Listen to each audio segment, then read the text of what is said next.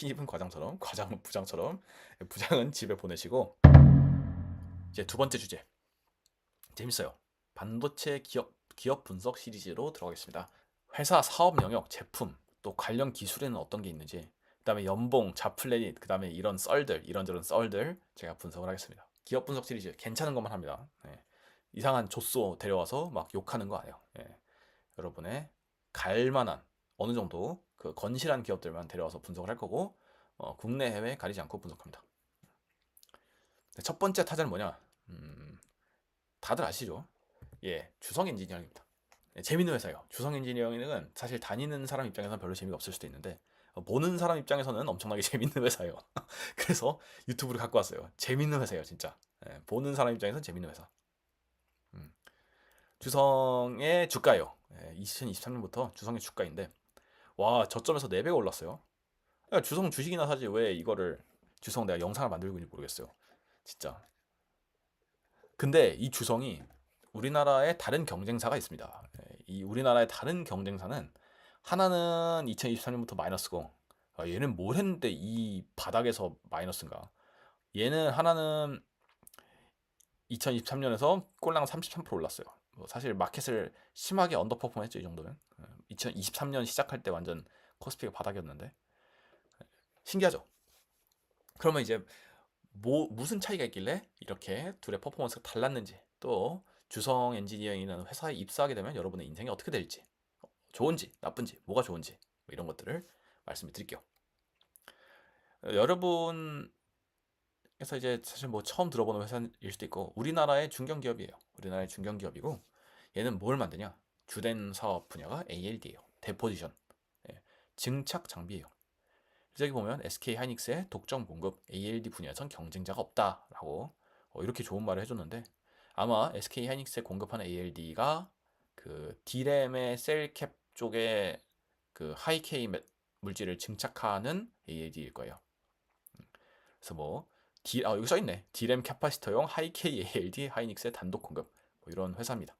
그래서 ALD라는 회사고, 주로 이제 우리나라 회사들은 그렇게 어 사실 막 엄청난 기술인은 없어요. 죄송하지만 그런 글로벌 대기업, 뭐 어플라이드, 램, 텔 이런 데에 비해서 기술력은 떨어져요. 아, 그건 뭐 다들 인정하실 텐데, 그래서 상대적으로 난이도가 높은 포토는 제 난이도가 극악이죠. ASMR밖에 제대로 한 데가 없고, 그나마 뭐 2등도 캐논인데 뭐 점유율이 20배 차이 나니까 어, ASMR, 그 다음에 어, 애칭 이런 것들은 조금 어려워요. 애칭도 어렵습니다. 요번에 이제 원익이랑 테스에서 아마 애칭 장비를 만들어 보고 있을 거예요.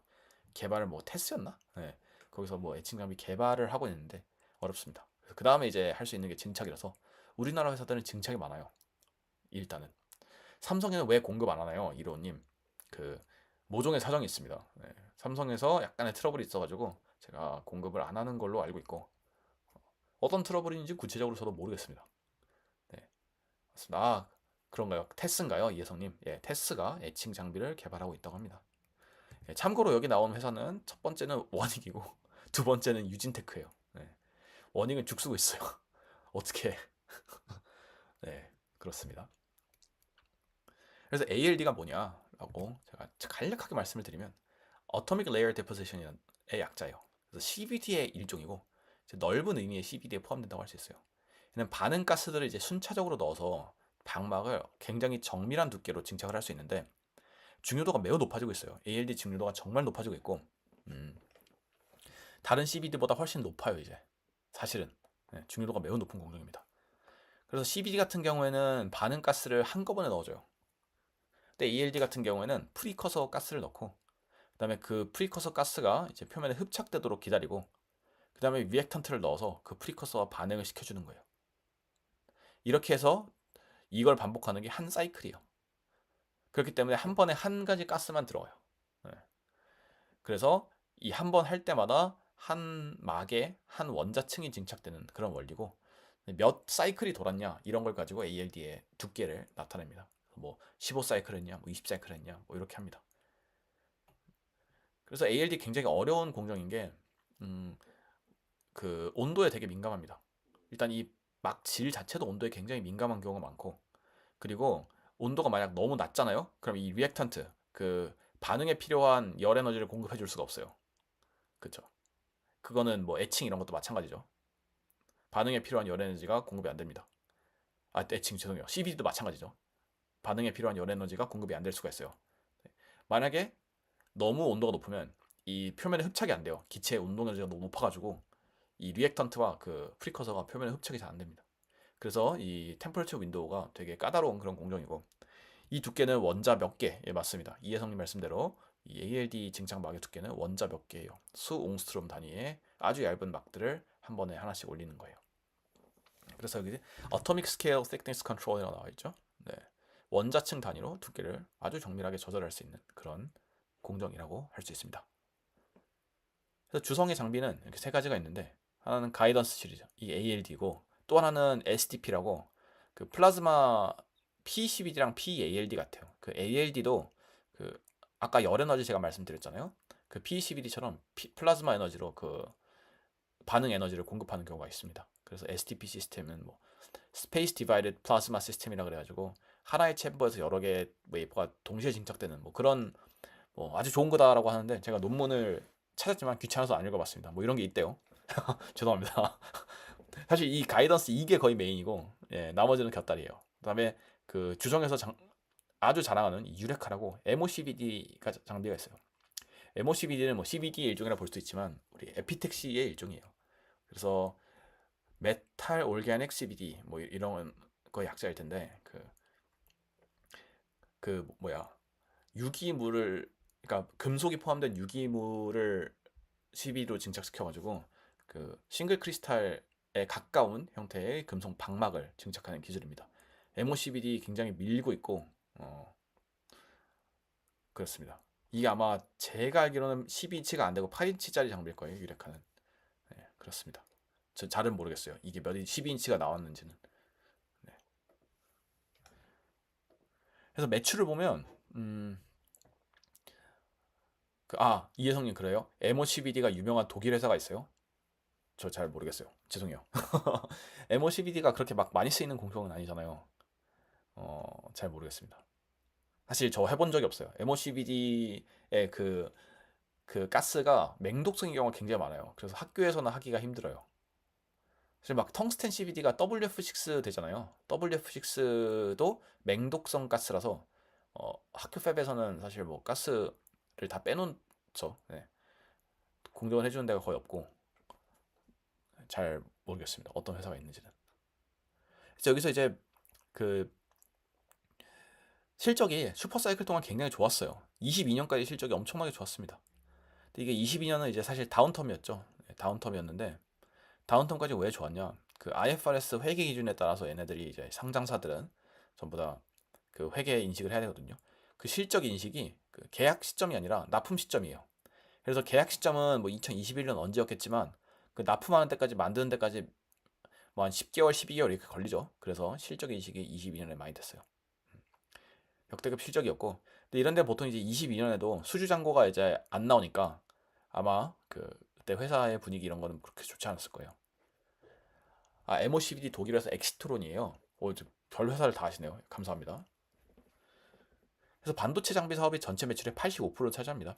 보면 4천억 중에서 단기 순이익이 2024년에 4천억의 매출 중에서 4천억 맞죠? 네, 4천억 매출 중에서 3억 3,496억이 반도체 장비예요. 디스플레이도 있지만 디스플레이는 그렇게 크지 않습니다. 매출의 비중을 보면 중국향 매출이 85%예요. 이게 놀라워요. 그러니까 본사 소재지 국가 우리나라겠죠. 우리나라 매출 별로 없고 중국. 네. 그러니까 이게 제가 그 주성이 어 그 주가가 올랐잖아요. 이게 하이닉스 때문이 아니에요. 언론에선 하이닉스라고 엮는데 이게 중국향 매출이 엄청 늘은 거예요. 이게 우리 사실 지금 삼성이 불황인 거잖아요. 우리나라 아니 반도체가 불황인 게 아니라 그 삼성이 불황이잖아요. 그렇기 때문에 이 물론 이제 주성은 하이닉스라는 괜찮은 고객사를 물고 있기도 했지만 그 뭐야 납품처 다변, 그러니까 거래처 다변화가 되게 중요해요. 지금 장비사들은. 예, 삼하를 탈출하는 게 되게 중요한데 주성이 그걸 되게 잘했어요. 하필 그 위치가 중국이어서 문제지만 이 중국의 매출을 보면 1년 사이에 지금 거의 2배가 됐잖아. 1930억에서 3460억 됐단 말이에요. 그래서 이걸로 지금 주성의 실적이 뻥 올라갔다라고 하는데 이 중국 어떤 회사인지 보면 어, 제가 그냥 이거는 검색한 거예요. 다 나와 있는 정보입니다. 그러니까 나와 있는 정보인데 사실인지 모르겠어요. 이거 아닐 수도 있어. CXMT, YMTC, BOE 이 세 개가 제일 큰 것 같아요. 우리나라에 있는 회사일지라도 이 수출 제한 이런 리스크가 지금 있습니다. 회사들이 우리나라에 있는 외국계는 그것들을 직방으로 맡고 있고 우리나라에 있는 외국계 아니더라도 조만간 대한민국 회사더라도 이 리스크에 노출될 가능성이 있습니다. 자, 그럼 이제 여러분이 궁금한 거 아까는 주식쟁이들이 궁금한 거였고 연봉 회사생활 특이한 점 요거에 대해서 역순으로 특이한 점 회사생활 연봉 뭐 요것들에 대해서 알아보겠습니다. 재밌죠? 유익하시면 좋아요를 쪽쪽 눌러주세요. 좋아요 눌러주시면 큰 힘이 됩니다. 좋아요 눌러주시면 큰 힘이 됩니다. 예, 감사합니다. 좋아요 눌리네요. 감사합니다. 그래서 특이한 점 제가 4가지를 뽑아왔어요. 네, 주성 아까 재밌는 회사라고 했죠? 주성 재밌는 회사예요. 네, 저희가 보기에 재미가 있어요. 좋아요. 좋아요 그러면 3번을 눌러주시면 감사하겠습니다. 2번 누르지 말고 3번만 눌러주세요. 3번만. 특이한 회사요. 뭐가 특이하냐? 일단 회사에 겁나 큰 미끄럼틀이 있어요. 주성에. 예, 주성의 황철주 회장님이거든요. 예, 용인 R&D 센터랑 광주 캠퍼스 2개의 그 근무지가 있거든요. 여러분 대부분은 광주 캠퍼스 가실 거고 용인 R&D 센터에 졸라 큰 미끄럼틀이 있습니다. 왜 설치하는지 모르겠는데 두 번째로는 R&D 인력이 높아요. 이거는 주성이 굉장히 자랑하는 건데 R&D 인력 비중이 62.1%입니다. 근데 리뷰들을 보니까 실제로 R&D에 투자를 되게 많이 하는 것 같긴 해요. 주성이 R&D에 투자를 많이 하는 것 같고 그거는 좋습니다. 굉장히 좋은 현상이고 회장님이 되게 중요하게 생각을 하세요. 근데 이 R&D 인원 비율은 약간 과장이 됐을 수가 있어요. 왜냐하면 이제 R&D에 투자하는 거는 그 인프라 투자나 뭐 설비 투자, 장비 투자뿐만 아니라 인건비도 들어가거든요. 62.1%에는 인건비도 들어가요. 인건비도 들어가기 때문에 이 R&D 인력을 많이 잡아놓으면 실제보다 많이 잡아놓으면 그 뭐 R&D 세액 공제나 그다음에 이제 뭐 전문 연구원 뽑을 때 이렇게 좀 혜택들이 있어요. 그래서 저 전 회사도 문과 직무 뭐 재무, 총무 이런 거 빼면 전부 다 R&D로 잡아놨거든요. 그래서 이거는 조금 과장이 있을 수도 있는데 그런 거를 다 감안하더라도 R&D에 대한 투자는 좀 많은 것 같아요. 굉장히. 그거는 제가 주성을 좋게 보고 있어요. 예, 준준님 다니고 싶어졌죠. 그렇죠? 이게 목표예요. 제가 여기 조쏘 리뷰 안 해요. 예, 조쏘 채널 아니기 때문에 조쏘 리뷰 안 하고 좋은 회사만 리뷰합니다. 예. 물론 회사야 뭐 장단이 있지만 좋은 회사만 기본적으로 리뷰하고 이 주성이 좀 웃기는 점이 좀 있기 때문에 가져와 봤어요. R&D에 더해서 성장할 수밖에 없어요. 이론이 아시잖아요. 신입사원 과장처럼 굴리는데 어떻게 성장 안 하겠어 회사가. 성장합니다. 이 회사는. 세 번째, 연구소의 고졸과 문과를 뽑는다. 야 이거 제가 사실 이 당시에 2021년 기사인데 이걸 보고도 황당했거든요. 약간 소부장 기업 회장님의 파격 실험, 연구직 절반 고졸 인문계 뽑을 것. 근데 이거 약간 좀 아닌 것 같아. 아닌 것 같습니다. 회장님은 사실 이게 단순히 중소기업의 인력난을 타개하기 위함이 아니라 말랑말랑한 점토로 더 창의적인 작품을 만들 수 있다는 황 회장의 경험적 인사이트가 적용된 결단이다라고 써있거든요. 근데 이거 저 되게 동의해요. 이거 진짜 동의합니다. 이게 그 기업에서 그 호모지니어스한 사람들만 뽑으면 그 어려운 문제를 해결할 수가 없습니다. 어려운 문제를 해결하려면 그 다양한 전공에 대한 사람들을 많이 뽑아야 되거든요. 근데 이게 문과일 필요는 없잖아. 저도 뭐 문과지만 문과는 이런 일을 할 수 없거든요. 그 아예 마인드가 달라 사실 문과랑 엔지니어는 그 세상을 보는 시각이 완전히 달라요. 근데 anyway 근데 이게 사실 이 말랑말랑한 점토라는 게 다양한 전공 예를 들어 뭐 물리학과 출신, 기계과 출신, 컴공과 출신 아니면 수학과 출신 이런 사람들의 다양한 전공을 뽑음으로써 해결을 할 수 있는데 왜 굳이 문과와 고졸을 뽑으시는지 전 잘 모르겠고 모르겠고 그 라이드 플럭스라는 자율주행 회사가 있어요. 제 친구가 거기 다니는데 기계과 나왔어요. 네, 서울대 기계과 나왔습니다. 근데 그 친구가 굳이 컴공 전공이 아니어도 그 다양한 전공의 사람들을 뽑는다고 하더라고요. 왜냐하면은 이제 문제가 일어났을 때, 예를 들어 어떤 문제가 일어났을 때 그거를 기계적인 설계를 바꿔서 풀 건지, 그다음에 회로를 바꿔서 풀 건지 하드웨어적으로, 아니면 소프트웨어를 코딩을 다시 해서 풀 건지, 이렇게 여러 가지 풀이 방법이 있잖아요. 그렇기 때문에 다양한 전공의 백그라운드가 있을수록 그 회사가 가지고 있는 그 툴들이 많아지는 거예요. 내가 사실 이게 되게 그 엄청 작은 회사들은 그 회사의 정확한 직무와 정확한 핏인지를 너무 지나치게 많이 보는 경향이 있어요. 그래서 내가 15명짜리 회사다. 이거는 정확히 이 직무를 수행한 그 사람을 뽑는 경향이 굉장히 많습니다. 그래서 특정 논리지를 알고 모르고에 엄청나게 그 큰 그 비중을 두는데, 이 회장님의 이런 말씀은 굉장히 맞아요. 타당해요, 이거는. 근데 왜요? 이게 고졸 인문계냐는 저 잘 모르겠어요. 그리고 이게 낸 시점이 2021년이죠. 2021년에는 반도체 대호황이죠. 3화에서 사람을 어마어마하게 많이 뽑았던 해기 때문에 주성까지 갈 사람이 없을 수도 있어요. 그렇습니다. 외국계도 엄청 많이 뽑았어요, 이때는. 지금이랑 달라요. 그럼 지금 어떻게 되냐? 지금도 회장님께서 이런 인사이트를 유지하고 계시냐라고 해서 제가 강릉 원주대학교라고 강릉 원주대학교의 그 홈페이지를 봤습니다. R&D 인재 채용 요청. 요건 학과 수석 졸업자. 야, 이게 이 3년 만에 이렇게 될 수도 있죠. 슝펑슝펑이 그것도 맞습니다. 그게 주성이 그 월급이 좀 올라간 게 최근 이야기예요. 옛날에는 주성 이미지가 맞았습니다. 지금의 이미지가 아니었어요. 네. 야, 학과 수석 졸업자. 그렇습니다. 아니, 아까 고졸 뽑으시겠다며. 고졸 인문계 어디 가고 지금, 예, 그 전자기계 물리 신소재 화학 재료공학 수석 졸업자로 바꿨죠. 신기하네요. 어쨌든 이게 배부르고 둥 따셔지니까 약간 기운이 올라가는 거죠. 근데 이런 건 화끈해요. 신입연봉 얼마다 4,500 딱 준다라고 박아놓잖아요. 네, 이런 건 화끈합니다. 이런 거 좋아요. 그러니까 회사가 재밌다니까. 이 회장님 성격이 딱 나와요, 여기서. 화끈해요. 네, 원하는 게 명확해요. 네. 그래요? 그때 뽑은 인문계도 석사였어요? 제가 그러니까 저 같은 사람 뽑았네. 제가 또 이 그러니까 문과 닥터인데 석사죠. 네, 제가 대학들 인재 채용할 때 연봉 명시해요? 근데 대기업들 안 하잖아요. 그렇구나. 죄송. 이게 일반적인 거구나. 네. 어쨌든 그렇습니다. 다음에 또 마지막. 이 주성이 또 뭐가 유명하냐? 이게 유명하죠. 이 전설의 이 짤, 이 신입사원을 과장처럼 이 전설의 짤이 바로 주성 엔지니어링이에요. 네, 이겁니다.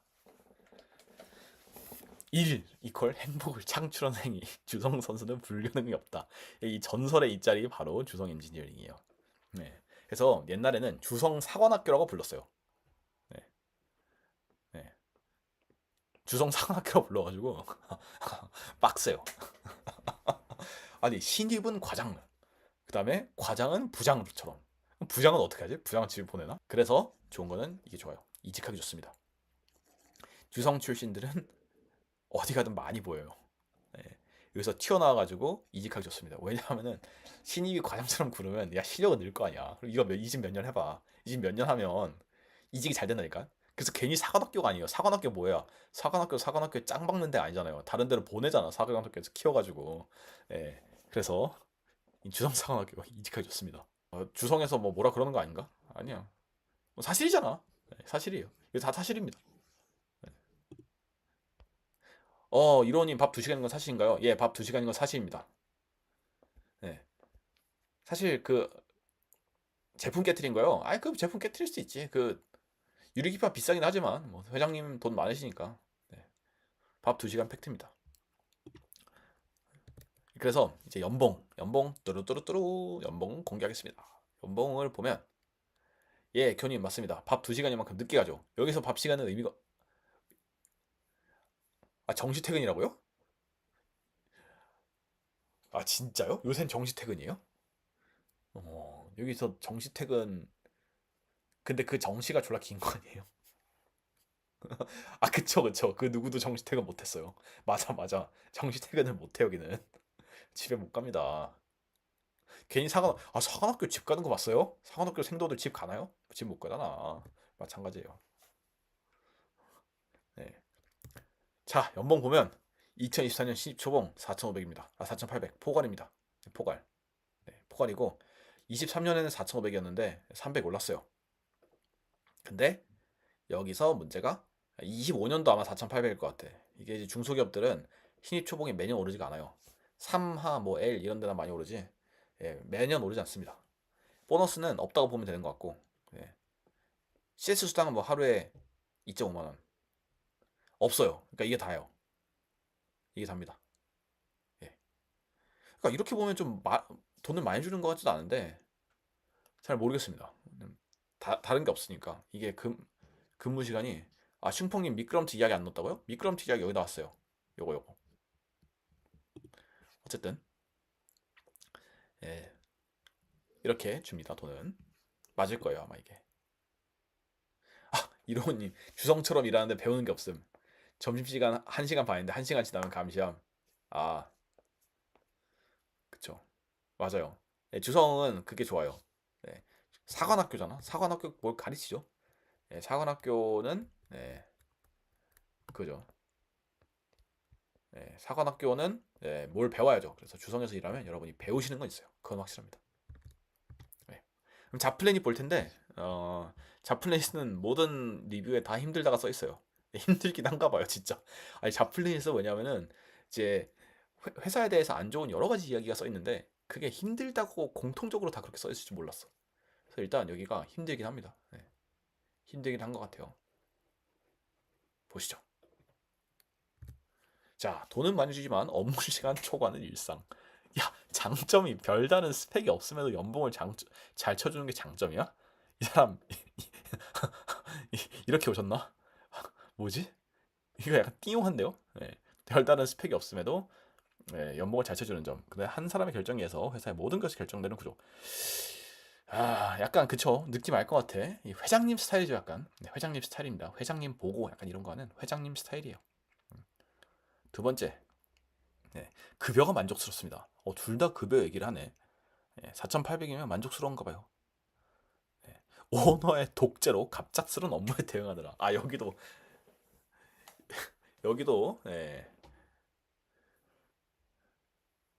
여기도 약간 똑같은 문제가 있어요. 그러니까 이게 이분께서 약간 그 회장님 스타일이에요. 회장님 스타일. 어떤 느낌인지 딱 오죠. 이 회사 생활 좀 해보신 분들은 이 회장님 스타일이라는 게 어떤 느낌이 딱 와요. 그러니까 보고도 회장님이 해야 돼. 회장님이 궁금하셔? 그럼 즉각 해야 돼. 이런 경우가 굉장히 많을 수가 있어요. 음, 그렇습니다. 다음에 야근이 너무나 당연한 회사. 퇴근하면 녹초네요. 점심시간 2시간 팩트인 것 같아요. 삼시세끼 무료네. 근데 삼시세끼 무료라는 거 약간 소름 돋는 게 회사에서 삼시세끼를 먹는다는 뜻이잖아요. 네, 조금 거시기합니다. 개인적인 생활이 어렵고 이로 인한 악순환이 지속된 것 같네. 이 사람 진짜 딱 쓴 게 말투부터가 일단 사람이 지쳤다. 이거 어떡하냐 이 사람. 불쌍합니다. 말투부터가 사람이 지쳤어. 음. 역시 사관학교죠. 군대입니다. 개인 성장엔 좋았으나 사관학교. 근데 고인물이 많아지면 배울 점도 없어진. 스마트한 사람들은 다 퇴사하고 약간 사관학교로서의 기능을 조금 상실한 거 아닌가? 약간 예, 조금 그게 있습니다. 그 약간 우려가 있습니다. 사관학교는 사관학교의 기능을 충실하게 수행해야 되는데 그게 약간 사라졌을 수도 있다는 리뷰가 달렸어요. 네, 이 정도입니다. 어때요? 주성 가실 겁니까? 회사 자체는 굉장히 괜찮아요. 건실한 회사예요. 근데 회사가 좀 약간 웃겨요. 약간 코믹해요 좀. 그래서 제 첫 기업 분석 시리즈의 첫 주자로 가져와 봤습니다. 네. 유익하셨습니까?